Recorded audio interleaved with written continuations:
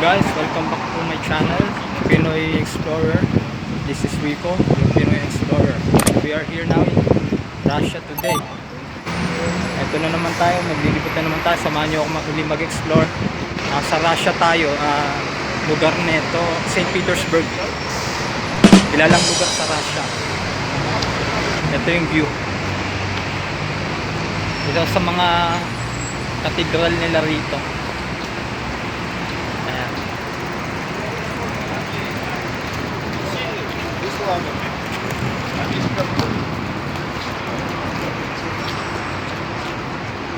Kasama ako ngayon. Tatlo lang kami.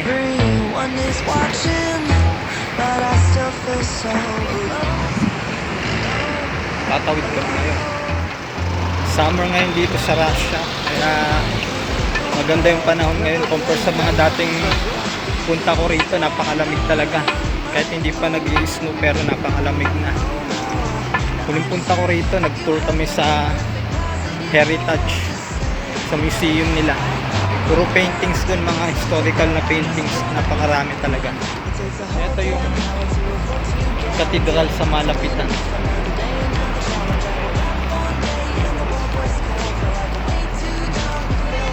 Ganda ng architectural style. At ayan, maglalakad-lakad na ulit kami.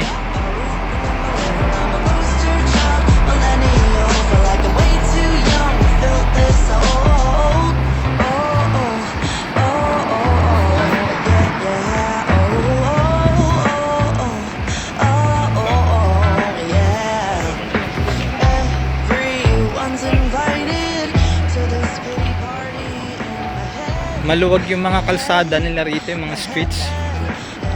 Malinis din. Ayun, may mga restaurants doon.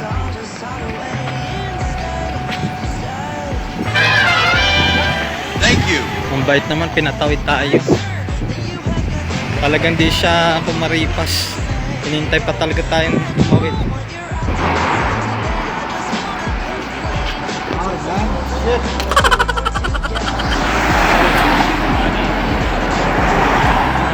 Hey, Papa. You take my picture, huh? This car, I love this car. You like that? Yes. Yeah, sure. It looks expensive, man. From the forward. Look, Range Rover. I'll buy cigarettes here.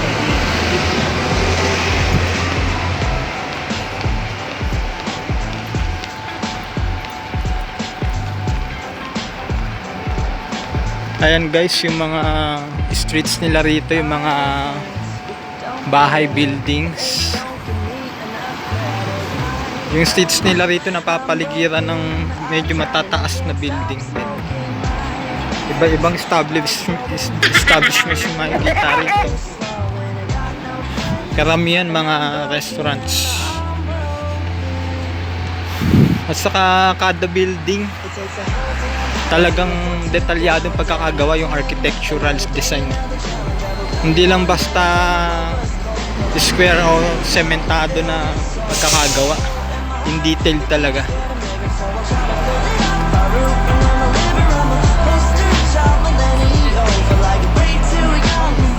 Dati naglakad din kami rito ng mga I think 4 years ago or 5 years ago, pero gabi yun.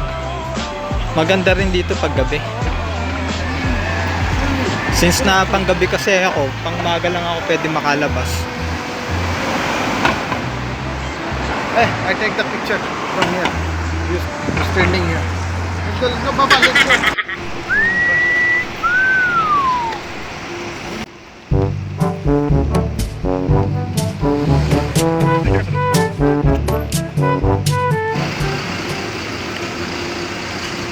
Ito yung naging itsura ng lugar nila pagkatapos ng ikalawang digmaang pandaigdig noon. Malaki rin naging participation ng bansang to ng itong Russia sa ikalawang digmaang pandaigdig. Isa ito sa pinaka naapektuhan nun. Kaya naman bumangon sila pagkatapos nun. Ito naman yung naging resulta. Gumanda yung lugar nila. Umunlad din. Galing mo! Linis sa mga daanan nila. Maganda. Yeah, we late, but this shit's fantastic. For the ages, feels like it's magic. Hear the clock been haunting my dreams. It's been ticking.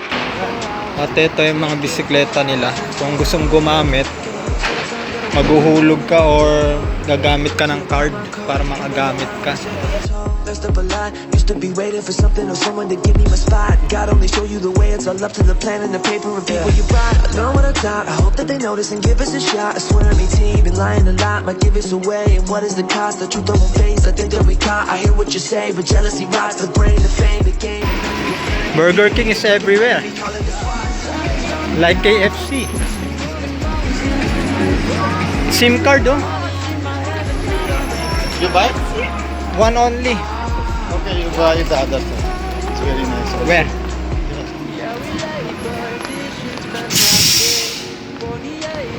Oh, the bank.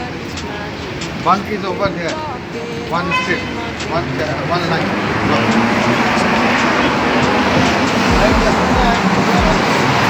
Parang walang katapusan tong mga daanan dito.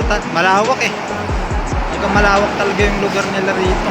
Kaya doon kung mapapansin nyo sa mapa, Russia yung pinakamalaking populasyon, pati yung bansa. Malawak yung lupain talaga nila. From above, like the witches I've been brewing, coming soon to a theater near you. Not a sequel, revenge of the sick, yeah, bitch, that's a prequel. Time is running out. It's been moving, but we still don't have the crowd. Money in my head, but not my bank account. Clock is ticking fast. Yeah, we late, but this shit's fantastic. For the ages, feels like it's magic. Hear the clock been haunting my dreams. Gustong gusto ko guys yung mga architectural design dito. Maganda talaga. Kahit din doon sa may Italia, sa Gresya. Talagang in detail talaga yung mga architectural styles nila.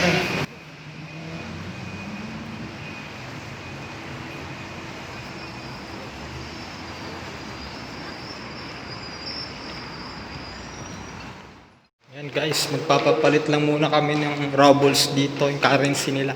Yun yung tawag sa pera nila rito, rubles. Para mas madali sa amin.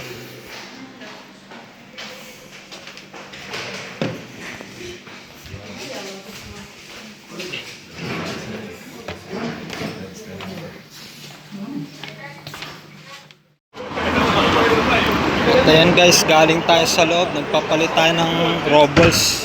Currency nila rito. Ayan ang hawak ko. Yung $9 nila equivalent to 650 rubles. Ito yung dala ko ngayon.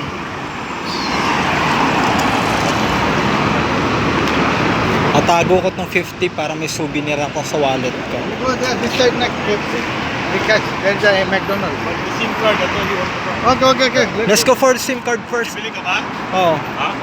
Oh, isa lang.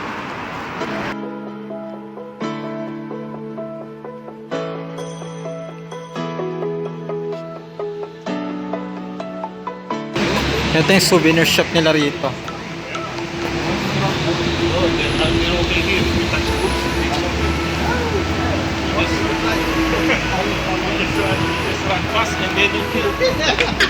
Yung bus nila rito nakakonekta sa kuryente, sa cable. Ano kung mapapansin nyo.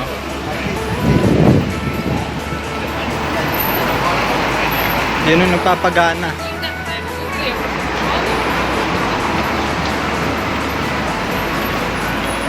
Hello. That's my supervisor from India, Rasa, my friend.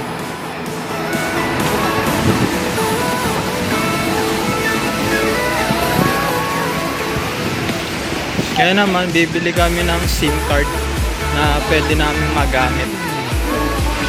Wala na kasi akong SIM card eh. Paubos na.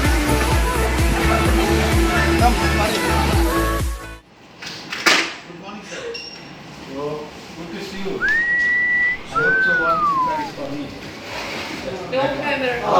Ano I'm sorry. At ito guys, napagpasyan muna namin kumain sa KFC. Itong KFC nila. Nakabili na rin ako ng SIM card.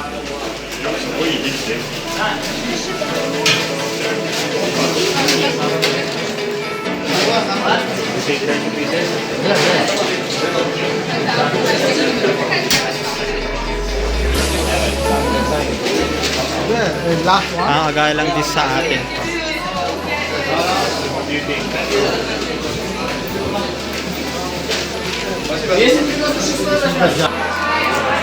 At ito ang nabili naming KFC. Yan. Di umabot yung pera namin pambili ng drinks. Tubig na lang mamaya maghanap kami.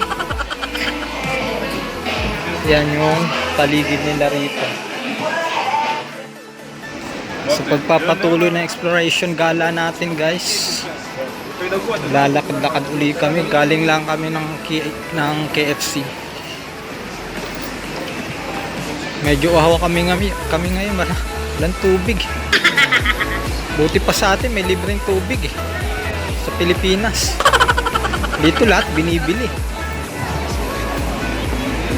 Wala na kasi kaming currency nila, yung robos. Di na kami nakabili ng drinks, kaya chicken lang kinaya. Gusto sana mapuntahan dito yung ano nila, yung highlights nila na church, yung tinatawag na Bloody Church. Kaya lang kulang na sa oras saka medyo malayo, sayang. Next time na lang uli kung may pagkakataon pa.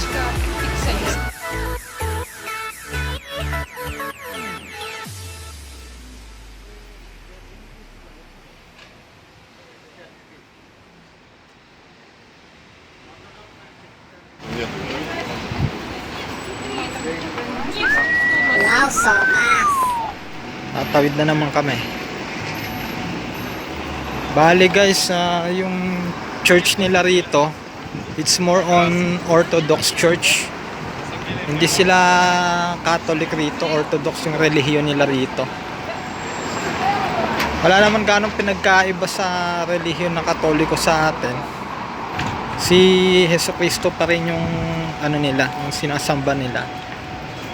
Ang tanging kaibahan lang sa kanila sa atin, yung pare hindi po pwede mag-asawa.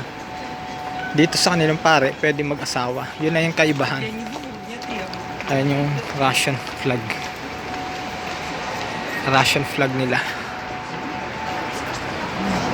Yun guys, yun lang yung kaibahan ng relihiyon nila sa atin. Orthodox o Catholic.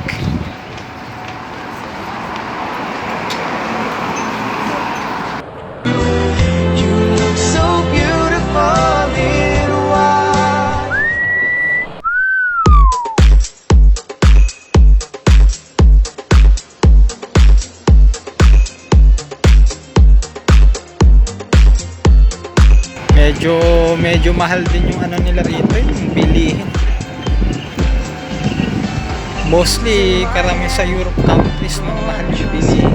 Iba kasi yung cost of living nila rito mas mataas kaysa sa atin. I could be a superhero, hold tight and don't let go. Do anything we want, nobody can stop us. Take you where you like, and you are gonna tell us. Feel the way you feel, I promise you feel. Maganda yung paligid nila rito. Paano masabi? Kahit nga rin yung mga tao, magaganda rin. Wala akong halos makita hindi maganda. Paano masabi? Puro mga puting. Beautiful girls all over the world. Be a Superman, and fly away like another stupid man that try to make you cry. I could be the one, oh yes I can. When you fall or help you stand, I could be a superhero. I could be Batman and take you for a ride. My Batmobile, I'll drive you where you like. I could beat up all of the bad guys, make it back by night. We could be real superheroes. Do anything we want, nobody can stop us. Take you where you like, ain't no one gonna stop us. Feel the way you feel, I promise you feel. We can be the leaders of the world. I'll be a superhero. Guys, papaalam na naman muli tayo. Thank you so much for watching. Goodbye. A few moments later. Nagkaroon ng konting problema, bumalik kami. Naiwan ko yung passport ko doon sa binilhan ko ng SIM card. Mabuti na doon ko naiwan, hindi sa daanan. Sa daanan na malaking problema. Baka dito na ako maging permanente. Ay, salamat sa Diyos. Oh thank God. Pabalik na ulit kami. Sa terminal ko na naaalala, sa port terminal pa. Buti nang naalala ko.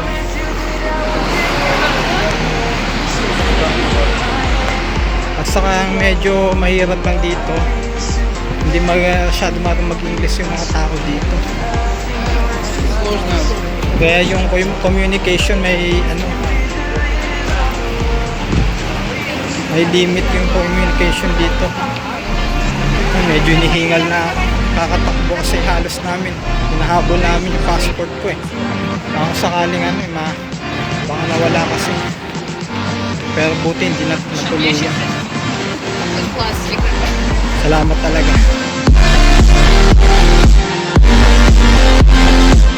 Ayun naman yung kabilang barko, kasabayan namin. Marami kami kasabayan barko dito, mga cruise ship din. Ayan yung name ng barko namin.